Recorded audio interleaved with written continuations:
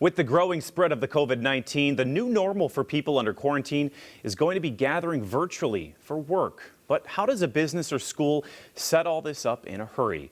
Computer security expert Greg Scott and author Greg Scott is here to join us now with some insight on how IT departments and individuals working from home can make this happen. Thank you so much for joining us this morning. Well, thanks for having me. I'd shake hands. I know. We got to do this now, I guess. That's right. First of all, a lot of businesses are probably wondering, can we make this switch to home? Is it possible for every business, or what are businesses thinking right now? It is possible, and in some cases it's even easy. And I imagine there's lots of businesses out there that are hearing this news, and they're fighting it, kicking and screaming. We've been talking about work from home for a long time, and there's been a whole lot of resistance to it in a lot of circles, and a whole lot of adoption to it in other circles. And I think what's going to happen is a lot of the people that kick and scream about work from home, once they realize the productivity benefits everybody's going to gain, I think once we're on the other side of this crisis, I think we're going to see a whole lot more working from home. And maybe that'll turn into a whole lot less pollution and a whole lot less money that we have to spend on maintaining the roads and a whole lot of good stuff. Yeah. And you mentioned today we can do this because there's chat, there's video messaging. Kind of talk about the resources today that make it a lot easier to work from home than maybe 20, 30 years ago. Oh, sure. All kinds of technology. 16 years ago, I was a Twin Cities pioneer. We did a bunch of events with our troops overseas in Iraq. And at that time, the equipment was $2,000 and up, just to have a codec that you could use. Today, I have more capability inside my cell phone than I had in some of those huge, expensive devices from 16 years ago. So the smaller, faster, cheaper for the equipment keeps coming.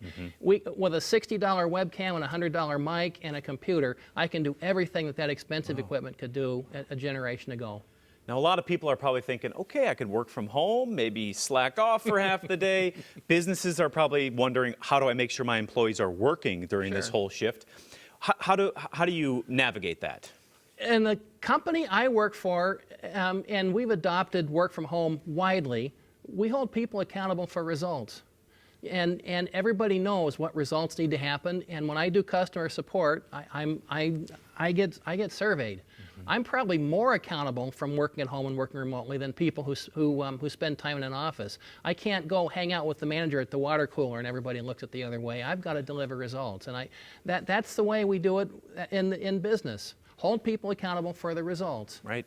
And in terms of group presentations, that might not be possible, or is it possible? Maybe having like, a group video chat, or I don't know what they call that. Oh, group chats are there's at least a dozen services I could rattle off, but I don't want to rattle off names because I'll forget somebody and make somebody mad. But there's services that you connect to, and you can have 10, 15, 20 people in little teeny tiny windows. Whoever's speaking and whoever's moving gets the screen and gets the full screen. There's easy ways to do that these days, and there's just no reason not to. Greg Scott with insight on how businesses and employees can make working home a possibility. Thanks so much for joining us. Thanks for having me. Yeah, of course. Virtual handshake. Yeah, here we go. Virtual. Elbow, yeah, I don't know. All right. To get more updates on COVID-19, just go to KSTP.com.